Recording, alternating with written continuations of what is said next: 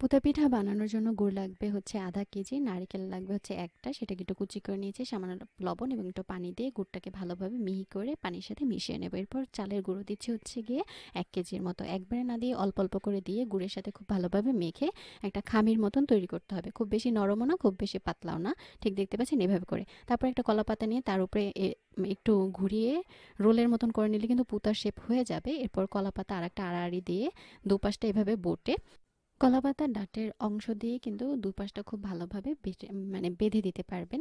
এতে করে এটা ছুটে যাওয়ার সম্ভাবনা থাকবে না। এরপর চুলার মধ্যে একটা স্ট্যান্ড বসিয়ে তাতে পিঠাটাকে খুব ভালোভাবে বসিয়ে দিতে হবে। চুলার আঁচটা লোতে রেখে পিঠাগুলো এপিট ওপিট কিছুক্ষণ পর পর উল্টে দিয়ে যখন পিঠাটা একটু পোড়া পোড়া ভাব চলে আসবে এবং কলাপাতার রংটা চেঞ্জ হয়ে যাবে, তখন চুলা থেকে নামিয়ে কলাপাতাটা পিঠা থেকে ছাড়িয়ে নিলে দেখবেন খুব সুন্দরভাবে কিন্তু পিঠাটা তৈরি হয়ে গেছে। তো এভাবে করে আপনার বাসায় কিন্তু পুতা পিঠাটা বানিয়ে নিতে পারেন।